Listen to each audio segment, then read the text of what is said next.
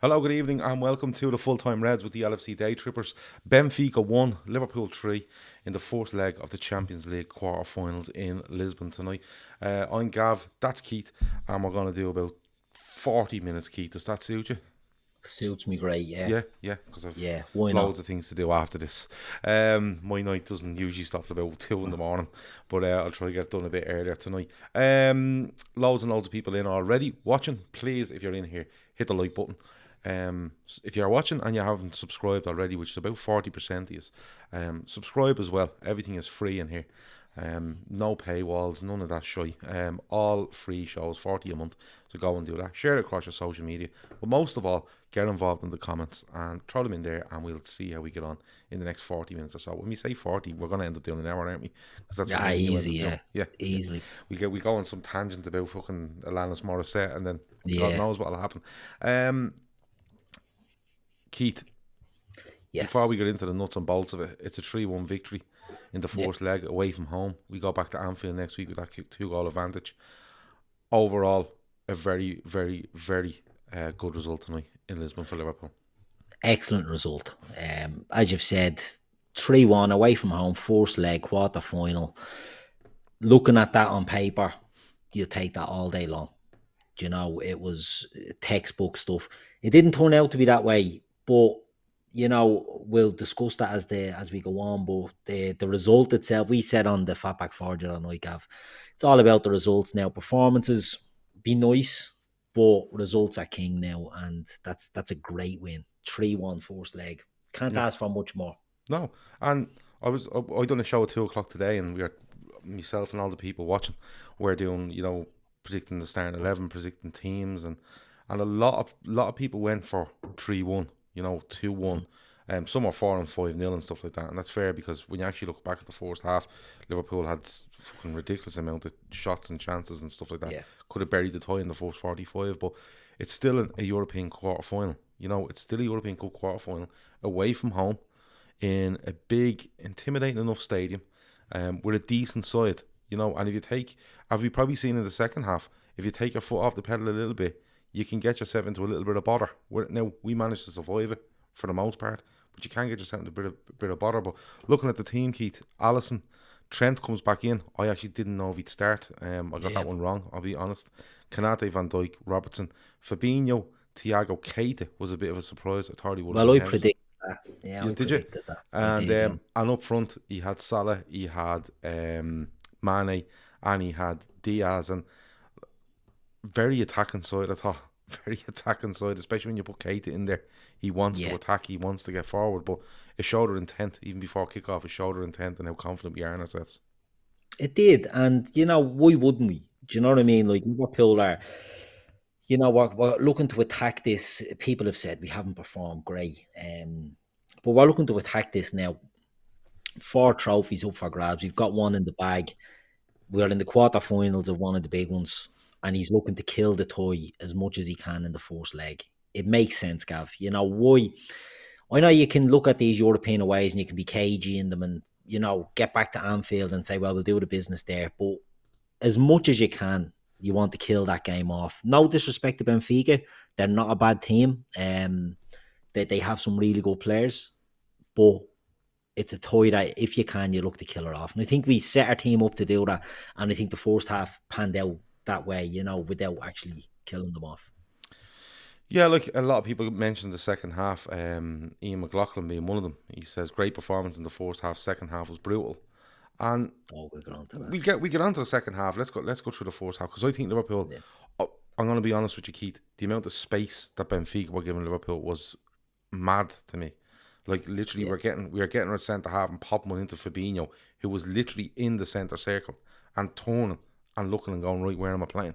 And they kind of got caught, I thought, Benfica, between two stools, whether to go at get on top of Liverpool or drop off. And it was like half the team was trying to do one thing and half the team was trying to do another. But look, do you hold that against Benfica, though? Because with that Liverpool side as attacking as they are, you're kind of saying to yourself, they're kind of caught. If Liverpool play a Henderson, I think they push us on more.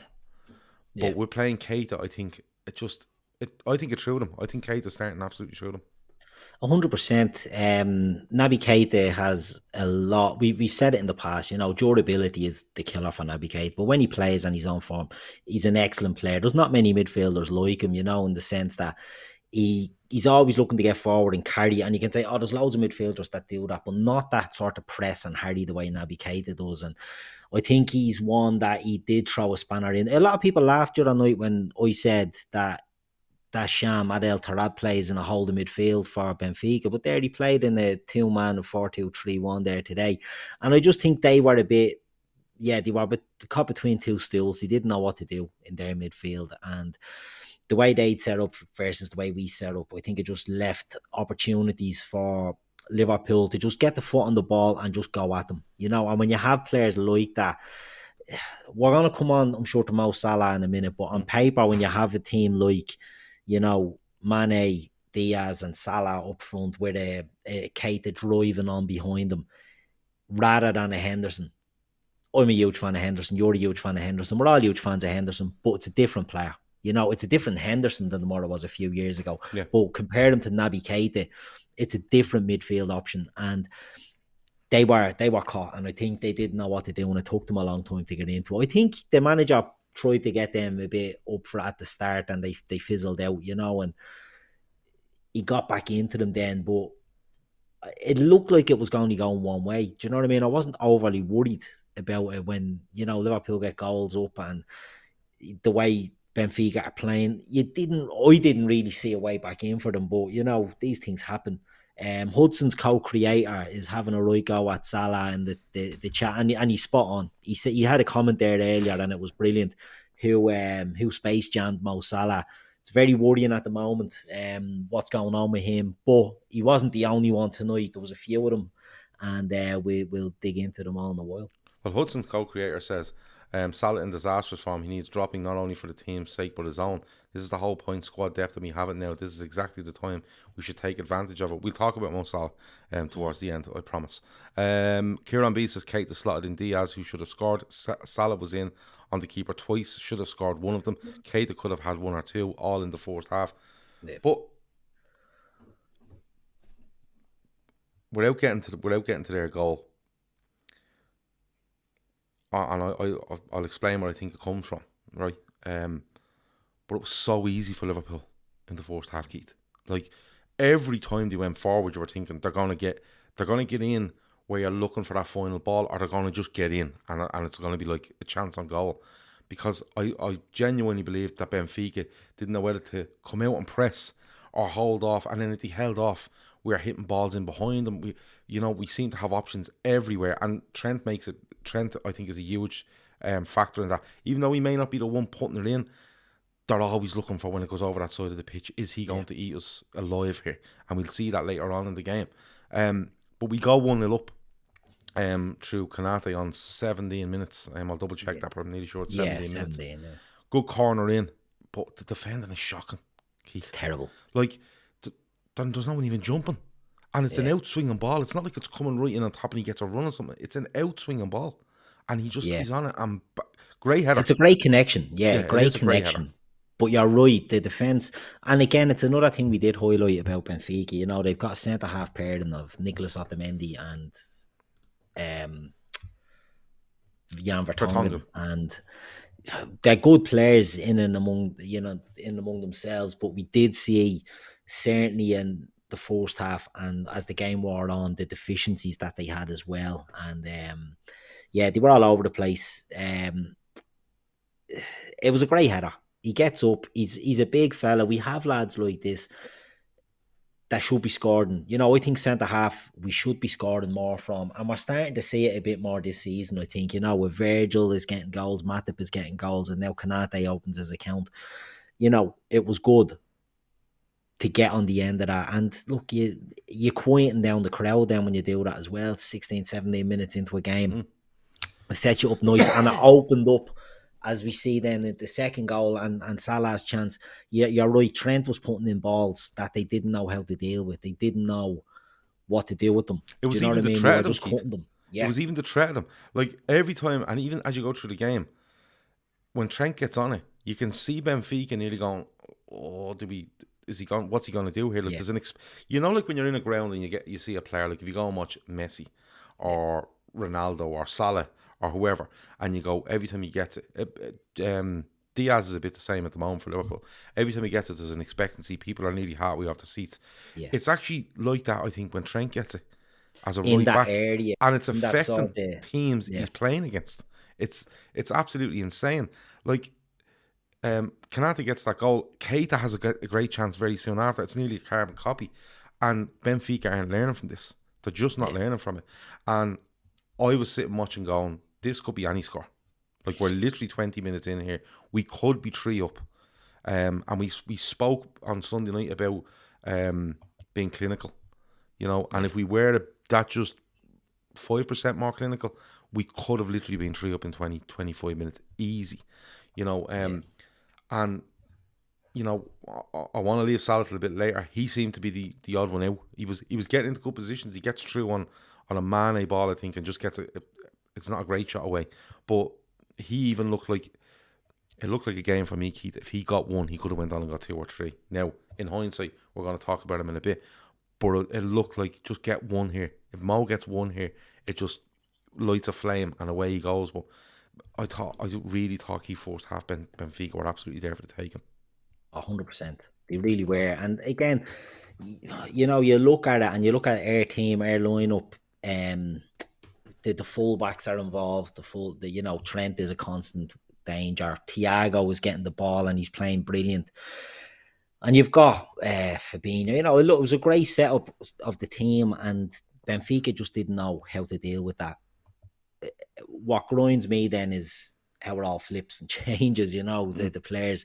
But Salah is someone that the threat of Salah at the moment is probably worth more than what you're getting now with Salah, because he needs a goal.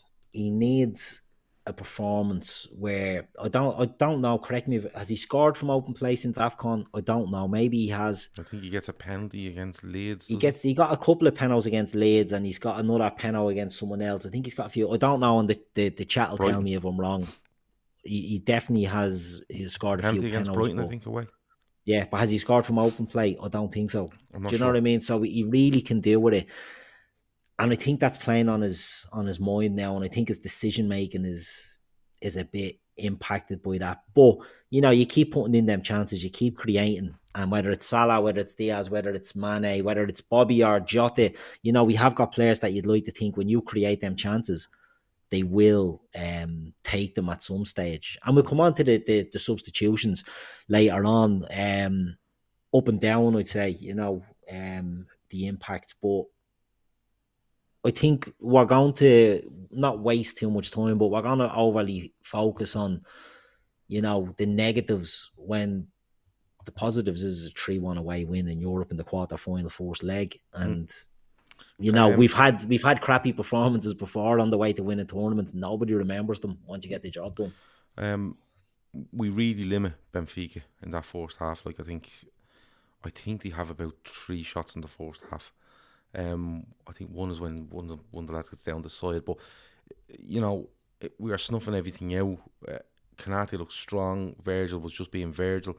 The full-backs were doing really well in wide positions, and then on top of that, we're pushing Benfica back. But I want to talk about the second goal, because it actually comes from Mo Salah trying to play in Mane, and it's chipped over. The keeper gets it. They play it around a bit. They actually chip a decent ball into midfield if they can get a hold of it.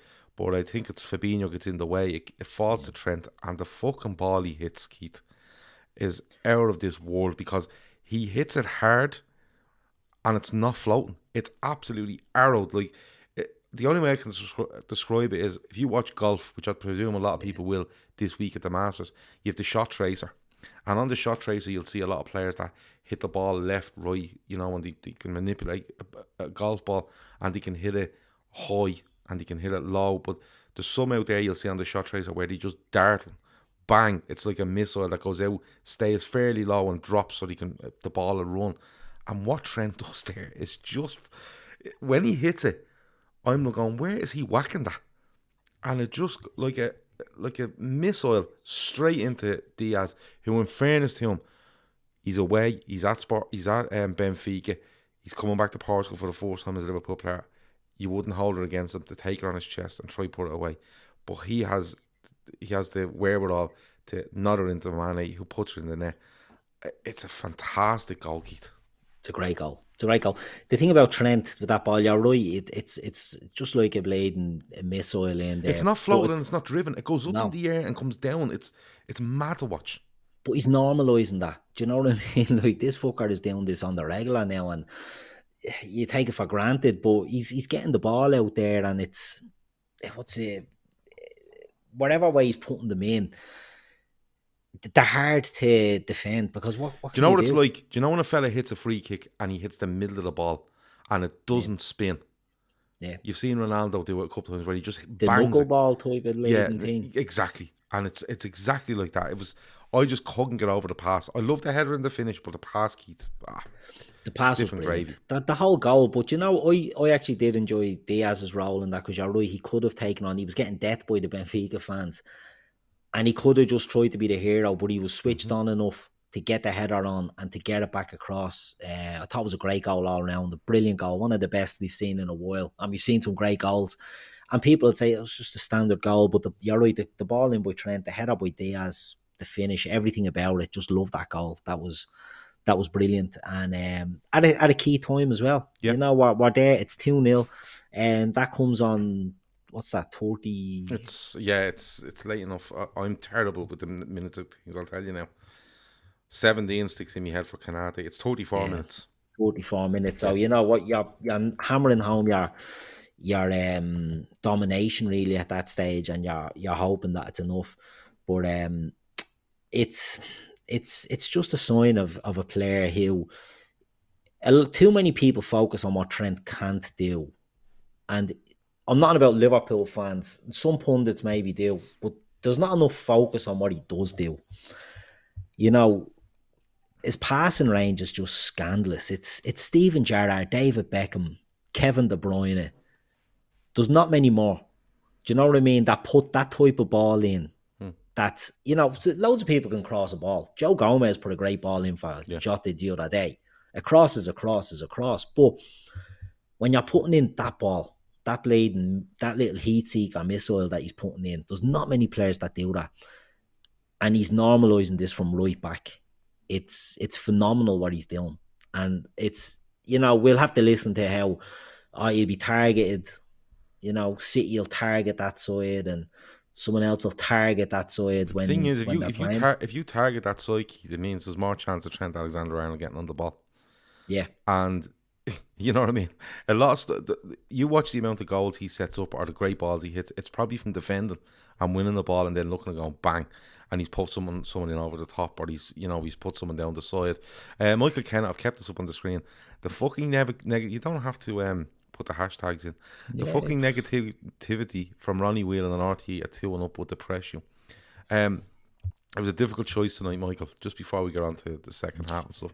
But it was a difficult choice because you've either that or you want to be team. This is Steve McManaman. And someone made a great point, I think it was in her WhatsApp group, where he went, why does Steve McManaman just keep going, yeah, or no, as the commentator's talking? And then in this piece where he's meant to talk, there's just silence. Ronnie Whelan doesn't like Liverpool. Right? I'm convinced of it. And I've listened to Ronnie Whelan commentate on Liverpool for years, and I'll tell you what it is. For years, when Liverpool went good, Ronnie Whelan commentated on them, and he was nearly disgusted at Liverpool playing. Right, these aren't as good as my day, and now I feel that they are as good as what they were in his day, and he doesn't like it. But I couldn't listen to him. I just couldn't. I listened to him. I didn't think he was that bad, but I do think it is a bit of back in my day, and Ronnie Whelan is a chief sort of. Ray Houghton is as bad. Ray Houghton is as bad in fairness. But does it go back to the conversation we had the other day when we were talking about, you know, when a co-commentator is completely biased, it's lazy. But when they're trying to go the other way, it's as lazy as well. You know, the sort of way. And maybe that's Ronnie Whelan. He's trying not to look like he's a massive. But maybe I think Ronnie Whelan's a United fan, or was a United fan when he was younger. I could be wrong. Maybe so. He's from. But maybe he is, and that slips through. But I just think it's one of them. And look, that generation. I mean, my old man, sort of Liverpool fan, went through the 70s and 80s, and he's a bit like, you know, back in my day, and maybe it is just that we're Ronnie Whelan. Some players just do live in that. But I generally don't mind Ronnie. I think he's negative. He is negative. He's miserable. He's dreary, but he's not the worst. Put it that way. I think BT. I'd rather him than Steve McManaman. I ended up watching it on BT but having it muted. Yeah. I did a genuine. I had a bit of music coming out of the Mac while I was sitting here watching it. We'll talk about it in a minute. Or it was I can get the playlist up for you. I'll tell you what was on it. Yeah. But any Carole King on it? No. I'm going into a bit of Carole King today. That's who I was listening to. Where did you know Carole King? No. From the 70s, a bit of a good songwriter. She's a great album, Tapestry. Get a bit of that into you. I know what I was listening to, and I just can't think of it. The Travelling Wilburys was definitely part of some of the gear I was listening to. Yeah, good stuff. Yeah, good stuff. Yeah.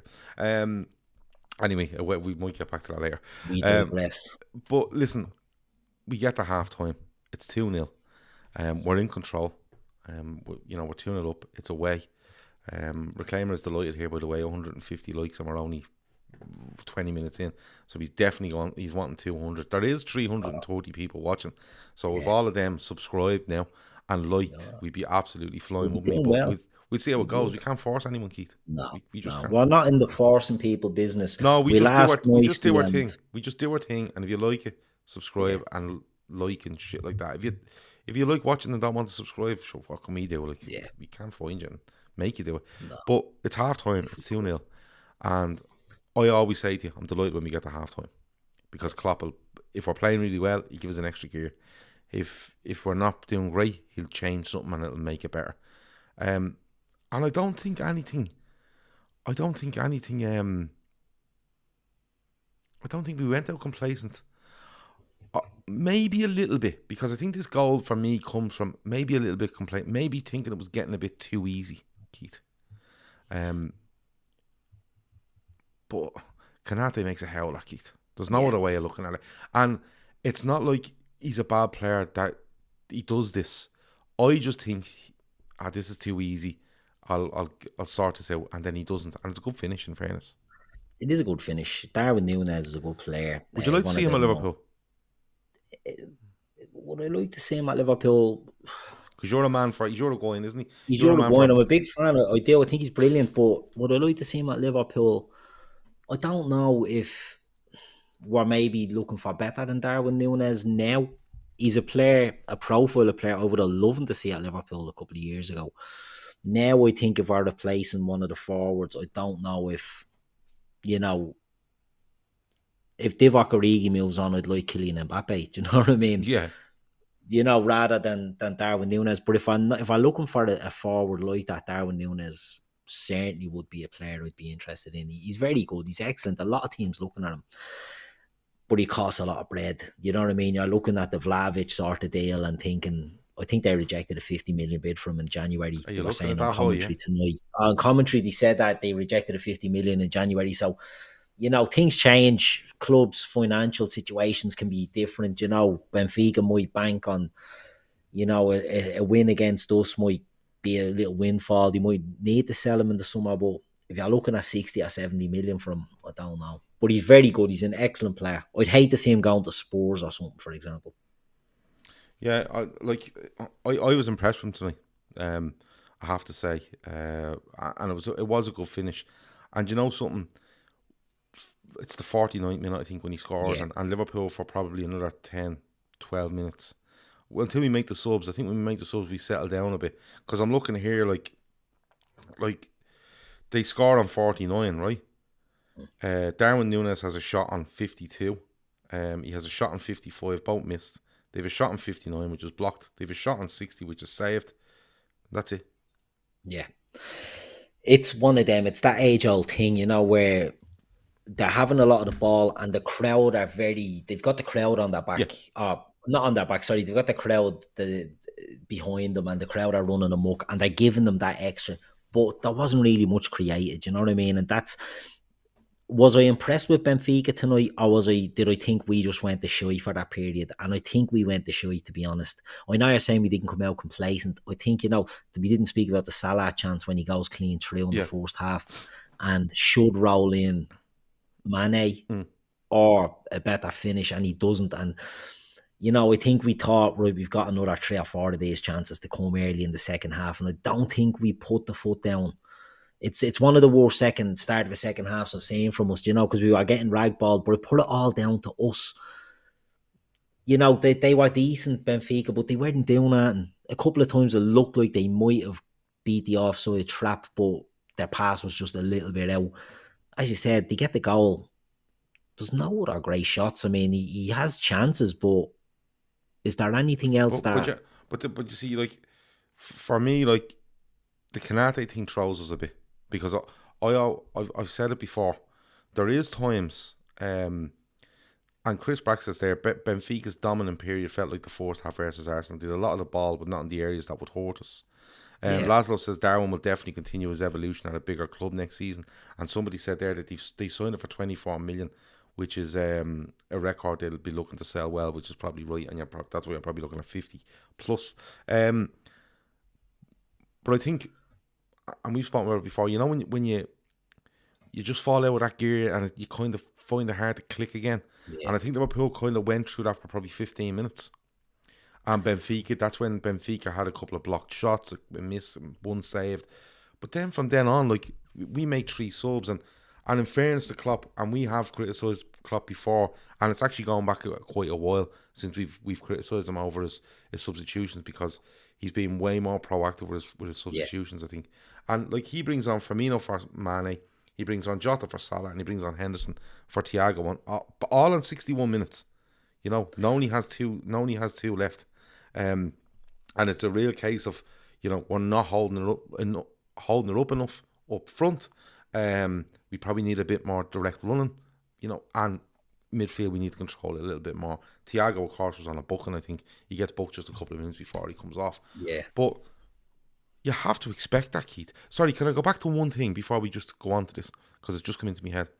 Mane scores. Now, I'm not huge on body language, except for Jurgen Klopp when he's talking about anything, because I want to see will he sign a new deal, right? But Mane scores, and he looks like somebody's fucking punched him in the mouth, right? What do you make of that? Yeah. Do you make anything of it? Because I got a feeling him and Salah didn't go near each other. He scores, Salah's closest to him, and it's like, meh, you know, the sort of way. Yeah, I mean, there's always been that talk that they're not getting on, they're not passing, they're not doing that. I think if ever there was a time where they're a bit strained, it's probably now, and it's more down to the international stuff that's sort of gone on between AFCON and the World Cup qualifier. I think, you know,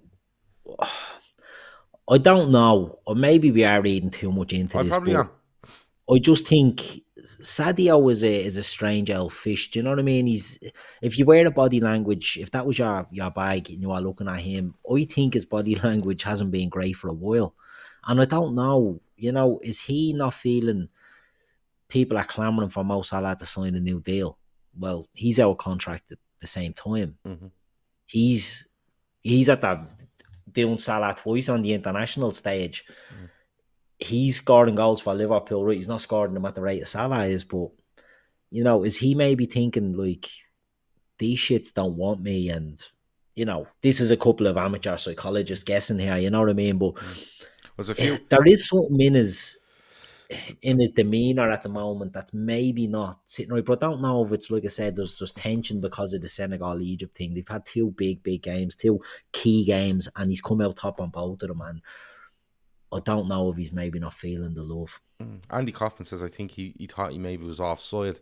And Stephen Lennon says the same. Kevin Sullivan says Mane does this after easy goals. But maybe that's as simple as that. Bejan says, Nagad, they did come together on the goal. I didn't see it. I seen Mane score, and I was kind of thinking to myself, you have to go to Diaz and Trent here. And a lot of them do go to Trent. I see Salah point to Trent as if to go, that was brilliant. His facial expression nearly says to Trent, that was brilliant. There's a lot of them around Trent as Trent comes down the pitch. But Mane seems to be kind of in the middle of the goal after scoring and kind of going, yeah, Grant. Now, he does go back to the halfway line, and I see him pointing to someone and giving the thumbs up, and away they go again. The game's kicked off. But if they did come together, fine. But maybe the lads are spot on, and it is just down to the fact that he thought he might have been offside. Do you know what I mean? Or Yeah, or he maybe was it's just waiting one of on the those when flank. it's an easy goal, they just, it's a goal, Yeah, like, we're good. You know what I mean? Tiernan says, I think they both maybe thought he was offside. That was my reaction to it, Gav. They both looked at the linesman. Fair enough. I'd like to think Maybe there's I'm reading. friction because of the international thing. I prefer Red their Steve has idea made than a fucking horrendous accusation. He says this is almost verbal clickbait, lads. No, it's just you're watching for something. And you know what? Keith's right. like button. You know, if Salah's taking up all the attention here with a contract, Roberto Firmino, Keita, Mane, there's a few of them out in 2023. Now, they're probably going, why is this? That's a fucking circus going on. I'll sort my stuff out, no problem. So, look, it's one of those. Jonathan says camera cut to Mane on the bench late in the game. He was laughing, looking in great form. So, yeah, all right. There you go. We leave it there. Oh, sorry. Shut up, Keith. Shut up, Gav. Sorry. I disagree. So you wouldn't get others calling themselves Muppets, Gav. You know what I mean? When we're wrong, we'll say we're wrong. No, you see, the thing is, we know our Muppets before we open our mouth, and then we just compound it by opening our mouth. Cav Olam says on the whole period that we're going to get back to now, where Benfica have their best period of the game, he says, I disagree. I think Benfica really caused us some trouble in that period. We're hanging on a little bit, but the subs helped. No, I'm not saying he didn't trouble us. I think that was their best period. I'm just saying it wasn't like they were battering down our goal and and Alisson's pulling off fucking worldly saves and stuff like that. They did have the better of it, and Liverpool looked to try to get them. I don't even know if they tried to click into a gear, Keith. I think they just looked to hit the reset and get themselves back into some sort of rhythm, and by just holding Benfica out for a little while and then look to play. But the subs did make a difference. They did. So the subs come on. I think they were planned. I think two of them were certainly planned. I think Bobby and Jota were planned, and I don't know if Henderson was maybe rushed a bit because Thiago looked like his head had gone a bit in the second half. He just didn't get into it. He was sloppy. He was getting caught in possession, which he doesn't do. You know, we all know Thiago's a great player, and then he picks up a yellow, and I think maybe that one, they're like, right, maybe 5 minutes earlier than planned, they said, right, get Henderson in. But I think Henderson actually gets his foot on the ball, slows things down without being spectacular. And I think Bobby really helps us when he comes on. Yeah. I think Bobby is excellent. He drops when deep and he takes up positions even when we don't have it, where he stops them playing. And then when we do get it, he's in that little pocket. I'm not saying he's going to turn and he's going to run at defenders, but he's in that little pocket where you go, pop it into me and I'll give it back to you. Or I'll get it out wide. And, those 3, 4, 5 passes, those sequences that he's involved in, they make Benfica move. And they make Benfica almost retreat, which means that Liverpool can then go and play it. Go and play their game, and I thought he was very, very good when he came on. Yeah, he was excellent. But like that, you're getting that control back, you're getting that momentum, because people can have their opinion on whether Benfica troubled us and all. It's very similar to Inter Milan and the San Siro as well. A lot of maybe possession and a lot of helter-skelter, but very few shots, very few chances, very few big chances, you know what I mean? So, yeah, they certainly did apply pressure, but once we got the foot on the ball, and look, Virgil was terrible in that second half. You very rarely see he's swiping at things, he's missing headers, it's very, very unusual. So there was something, you've Andy Robertson slashing balls out of play. It was very uncharacteristic. But I think, when Hendo and Bobby come on, we get that little bit more control. People are going mad, Henderson, he's this, he's that. He's not spectacular. He's not quick. He's not as energetic as he was, but he's intelligent and he knows when to maybe try and slow things down and when to try and pick up a bit of the pace. I thought he done really well when he came on, but I thought Bobby was the difference. I thought Jota might as well have stayed on the bench. I didn't think he was great, but that you won't get them all right, and you can't expect 9 out of 10s from everybody all the time. VVD made my bum burp when he miskicked that ball when the Benfica player was nearly onto him. Yeah, I don't know what went on with Van Dijk. Maybe in his head, was he trying to protect Konate a little bit because it was a bit of a howler from him and maybe got thrown off a little bit in what he was doing. But listen, a little thing like that. Yeah, but look, come here and I tell you, the fella's human. Most of the time he doesn't look it, but he is. And you can go, like, we're talking about a 15-minute period here in the Champions League quarter-final away from home. It's not like we've come out of that game going, fuck me, we were terrible for 90 minutes and we managed to win. We dominated probably 65 to 70 minutes of that when you think about it. You know what I mean? And the 100%. chances we had compared to them, the shots, the passes, you know, I think we end up on an 88% pass rate, completion rate, you know, and like huge amount of passes from us that are successful are in their half. It's not like we're doing that and we're passing around the back and trying to nullify or just, you know, literally go very ultra defensive or ultra conservative. I thought, you know, 15 minutes, yeah. And before we go on to the third goal, do you think that's a little kick that we need at times, Keith? Yeah, I think, you know, it's hard to. Sometimes you do need that little jolt. Do you know what I mean? Like, you nearly need to feel a bit of pain to know you're in pain. And I think we just needed that tonight, in the sense that we didn't get punished by it and didn't look like, in my opinion, didn't look like getting punished. Because it's easy to say this now, hindsight's a great thing, but I felt that goal was a very lucky goal to get. It was a mistake by Kanate, but I didn't feel they had anything else in them. Do you know what I mean? So I think it was just, we got that little rick, and then we got back into shape. And, you know, if you're taking off Mo Salah, Sadio Mane and Thiago Alcantara, and you're not weakening your team, you know, you have a good squad. You're bringing in Jordan Henderson, you're bringing in Bobby Firmino, and you're bringing in Diogo Jota. You know, you've got that still that quality coming onto the pitch. So it didn't feel like a break glass change. Do you know what I mean? It just felt like, right, we're going to replace 3, we're going to bring 3 on, we're going to regain control, and we regained control. And it just looked easier then. Do you know what I mean? From then on in. But sometimes you need a little, you know, they had a 15-minute spell in the first leg of a quarter-final at home. Can they maintain that now at Anfield? Or do Liverpool now say, right? And people would say Inter Milan, we said the same thing about Inter Milan, and they came and bet us in Anfield. I just don't think Benfica will. I think Benfica needed to try and get something tonight. And it didn't happen for them. And look, Benfica are a decent side. Do you know what I mean? They're a decent. Maybe we're guilty of disrespecting them when the draw happened, but let's be honest, they're the weakest team in the draw, but it's the quarterfinals of the Champions League, so they're not mugs. Do you know what I mean? That they're a good side. And Liverpool just had that little wobble and came through, which is the most important thing. Laszlo, just on the VVD thing, he says, that's factually incorrect, Gav. We established a long time ago that Virgil is not human. That's the only way we can accept our own inadequacies. Fair enough.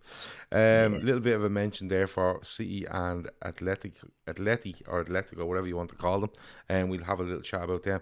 Let's go on to the third goal, because I want to talk third goal, I want to talk Mo Salah, and I do want to just look at Man City as well. Third goal, Liverpool are playing it about. They actually need to give it away. Gets caught in midfield, and Keita gets onto it, and that's the Keita you want to see, Keith. The ball actually takes a deflection, I think, off Otamendi going through. Otamendi hits, straight into them. But that's what you want to see. He doesn't get it and turn and look to play to a fullback. He just gets it and sees space, goes bang, he's gone, and he tears through midfield. It does take a deflection, but Luis Diaz gets onto it like a fucking light. Rounds the keeper, scores, celebrates in front of them. Someone throws a stick at him, which was unbelievable. And there you have it. Benfica think they can get back into this. And even, you know, on 85 minutes, they're thinking we might get one more chance. And then Liverpool just come along and just a little dagger, as Shawnee said earlier, a little dagger at the end to make it 3-1. And I called Kanate scoring. I think I called Diaz scoring. I hadn't got... who was the third person I picked earlier? Salah. I think I picked Salah, Diaz, Kanate. I didn't pick Mane. I could be wrong, but I did pick 3-1. But great to get that goal, Keith. And great for him, because he doesn't play the weekend. He comes back in, he starts. I thought he was brilliant tonight. And he gets a goal. Brilliant.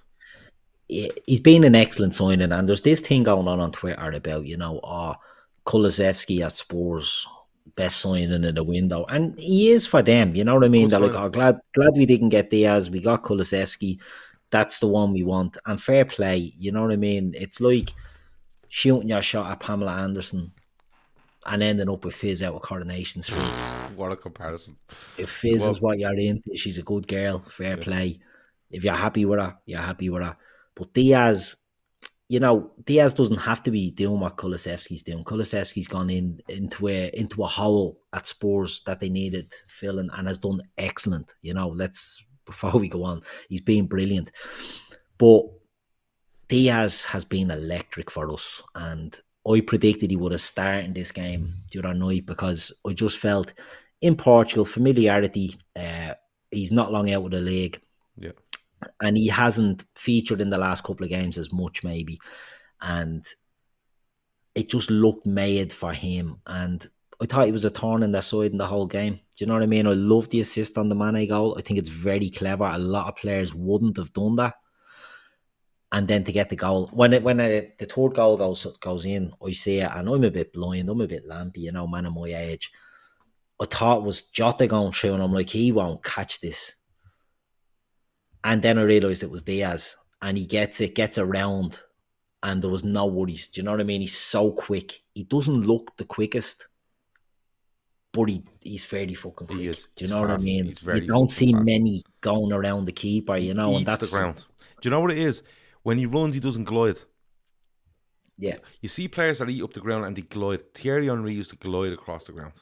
Yeah. The one that I thought he was running on air when I seen him first years and years ago, Theo Walcott. I genuinely thought that fella was running on air because he glided across the ground. Torres didn't glide across the ground. Torres ate the ground up. Yeah. Do you know what I mean? Michael Owen ate the ground up. But sometimes when they just glide along the ground when they're running, they look so much faster. It looks just much more of a fluent movement when they're running. Whereas Diaz is a bit of a stomper when he's running. Do you know what I mean? But he eats the ground. And there's a lot of chocolate talk going on in the chat here. Your favourite bar of chocolate. We might get yours at the end. But it makes it 3-1. It's a brilliant result. He brings on Joe Gomez. He brings on James Milner on 89, which is fine.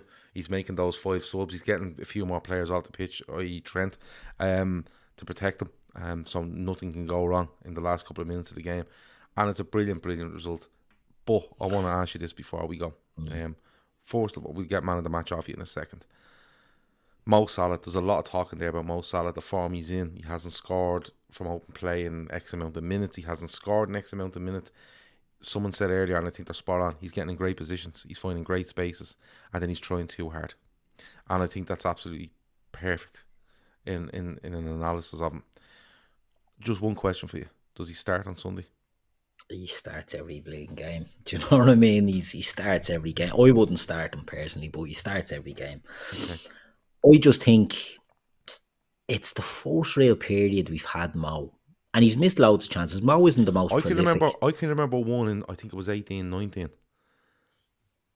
And he goes about 7 games without scoring, and he scores that goal away at Southampton. I think it's that period. Do you know the one where he breaks from the halfway line, the purple jersey, and he whips one into the far corner? And I think that might be his first goal in probably 6 or 7. That's true. I could be wrong. I could be wrong, but that's the last period I can remember this. See, I think that AFCON has fucked them up. I think international football has always been a hindrance to Salah. Always been a hindrance, but he'll never, again, get your Sigmund Freud hat on. We're digging into the psychology here again.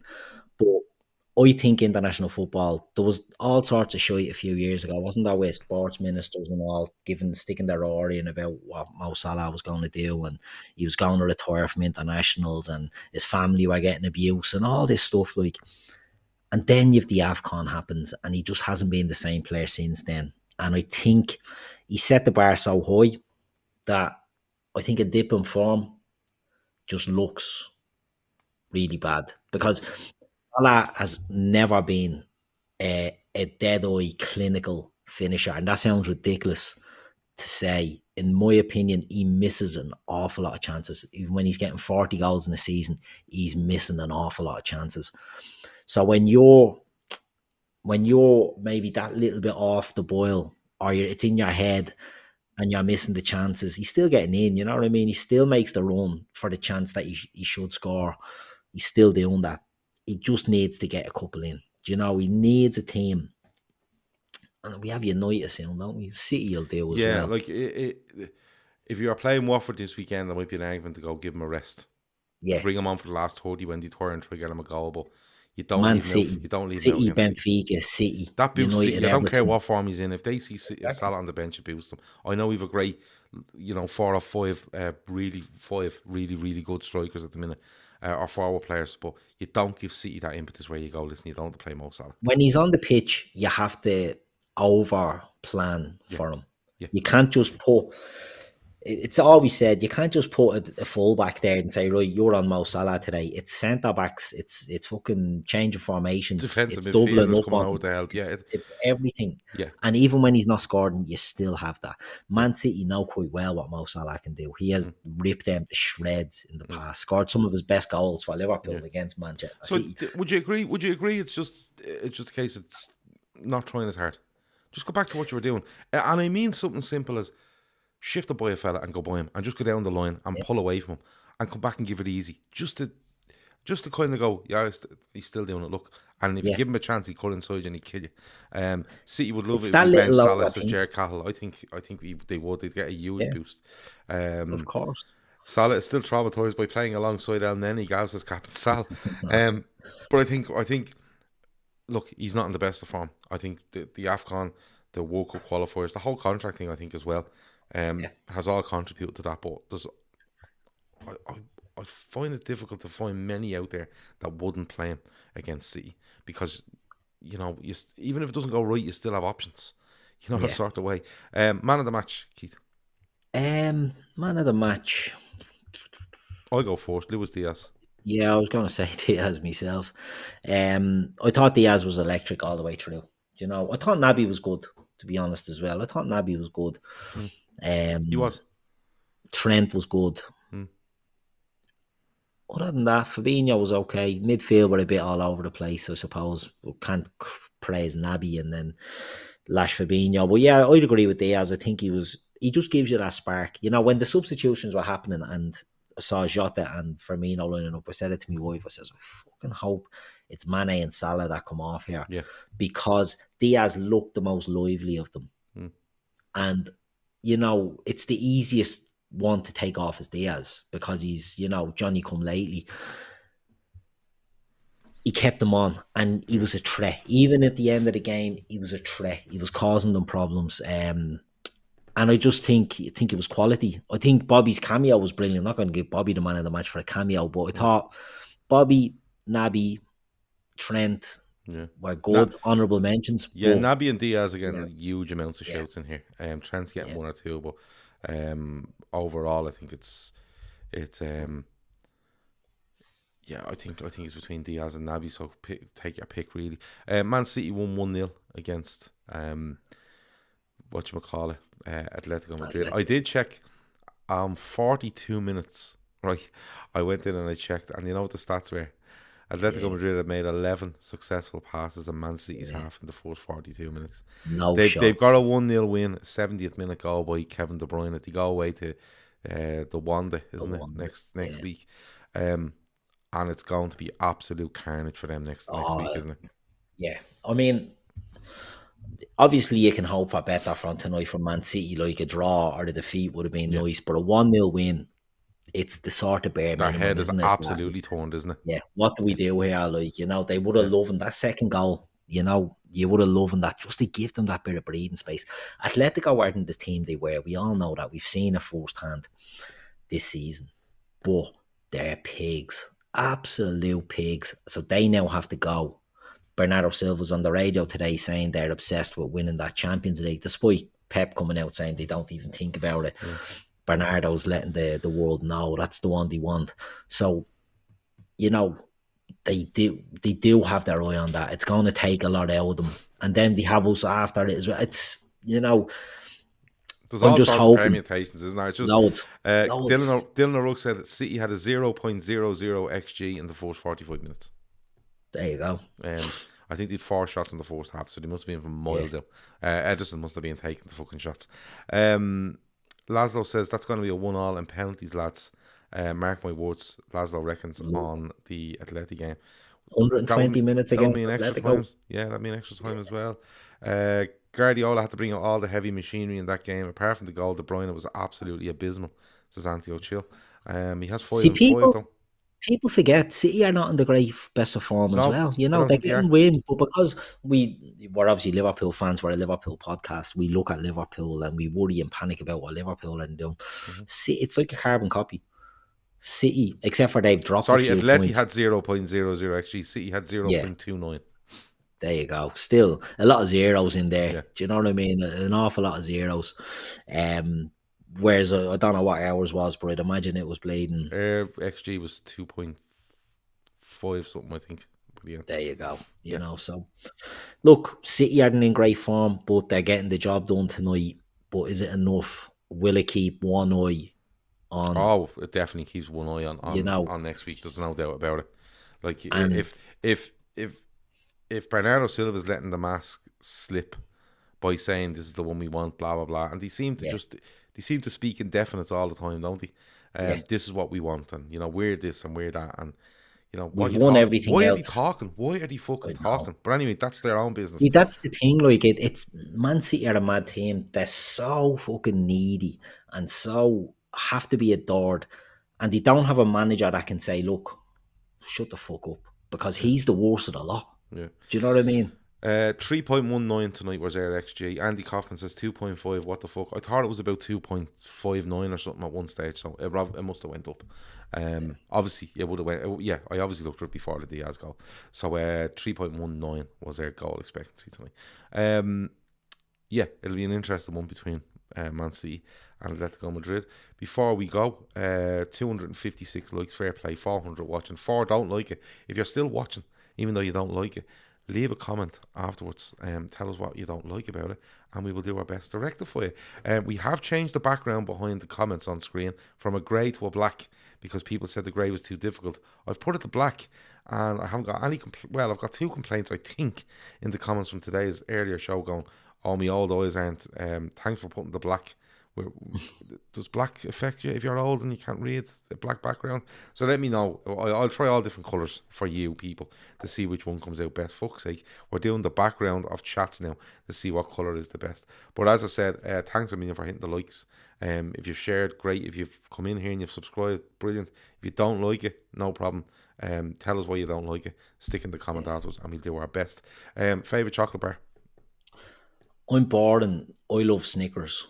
Love a Snickers. Got a shout in the chat. Yeah, love a Snickers. You can go off. I love dime bars as well, but there's not enough bang for the buck in a dime bar. It's a small little number, isn't it? It's a little.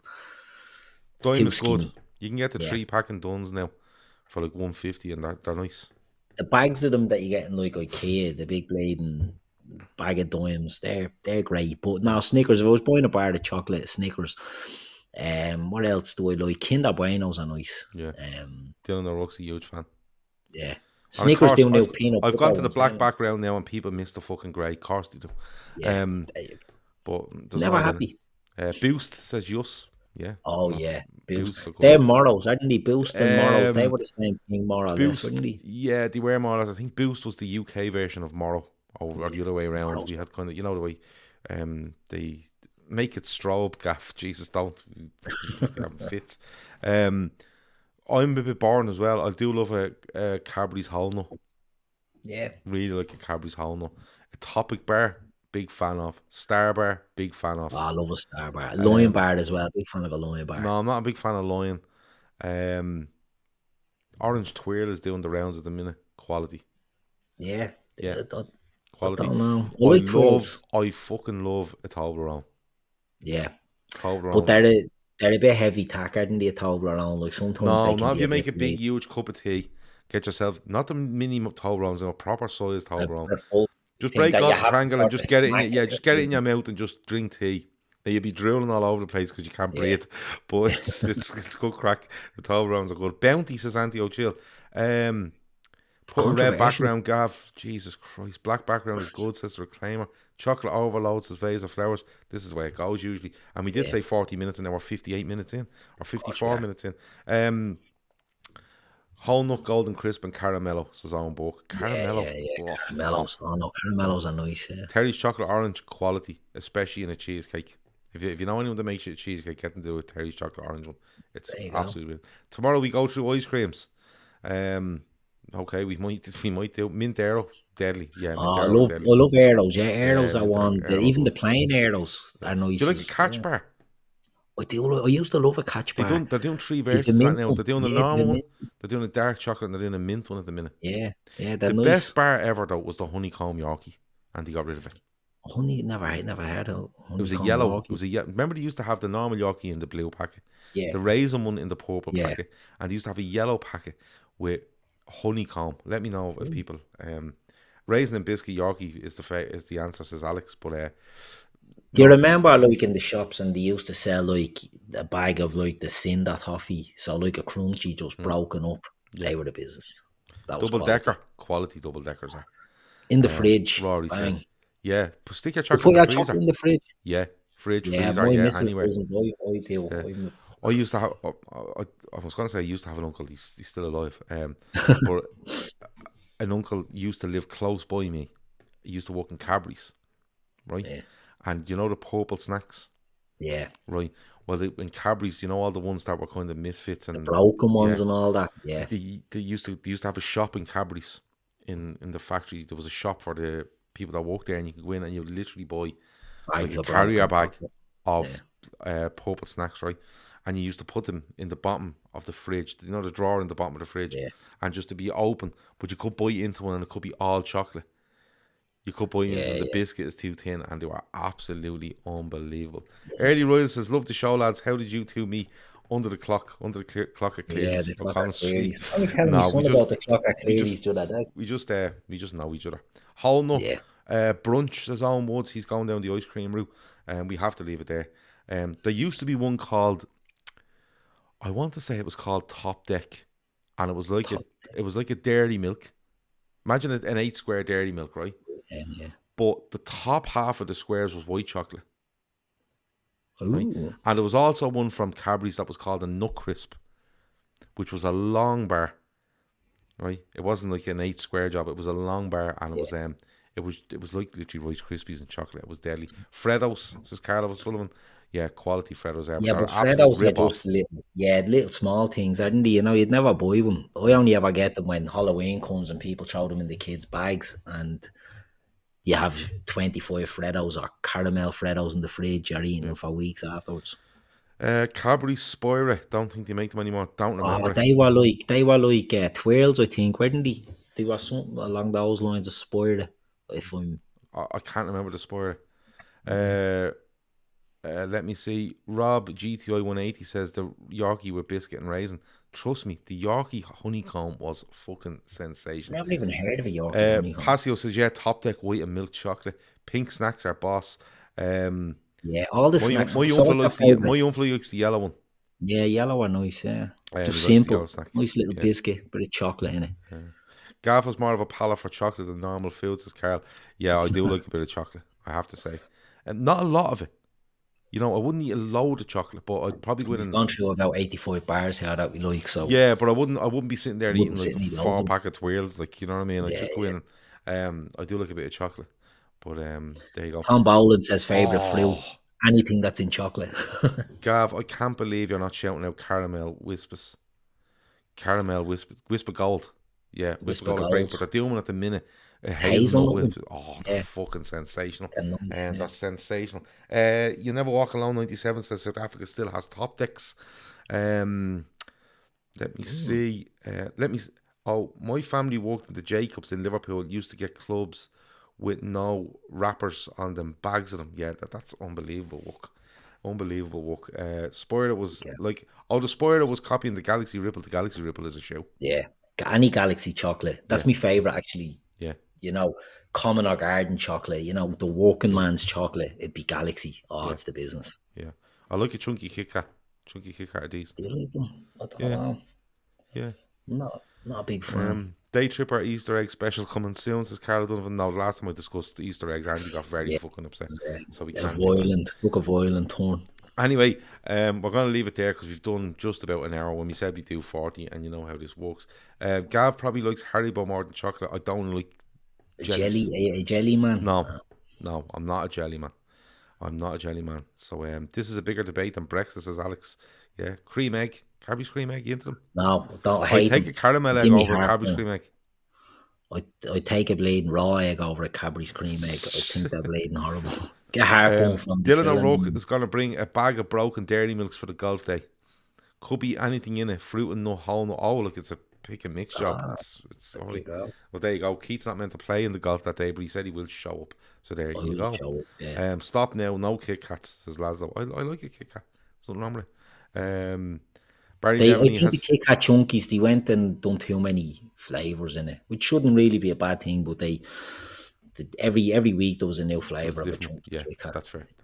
Right, we better leave it there. Liverpool have won 3-1 away at Benfica. We've given you about 470 bars of chocolate to look up and go and buy if you feel like it. We've decided Mo Salah starts at the weekend. There's no problem there. City are going into, it's going to be a nightmare for them. So that's good. And all in all, it's been a good Tuesday. Back tomorrow, the Cop Update 2 p.m. Midweek Fix 10 p.m. We're off Thursday. We're back on Friday for Sports Unplugged. We're back with you on Sunday for possibly 2 shows. We'll let you know. But as I said, hit the like on the way out. Subscribe if you haven't already. And thanks a million for all your comments. They've been absolutely deadly. Keith, anything else before we go? No, we've kept these people long enough. And someone's just said there they tuned in for the last 5 minutes. Great football chat. That's what you get over here. Hit the subscribe button. You get all the chocolate chat and all the ice cream chat. Well, he did say, Ant says, only caught the last 5 minutes of the show, lads. Deadly football analysis. You missed out on the football. Yeah. We got into chocolate and we lost the run of ourselves. But Ant, if it's your first time in here, stick with us. Because we do talk football, but we usually go on tangents. The other night was Alanis Morissette. So there you go. Yeah. That has been Full Time Reds. Thanks for watching. Over now.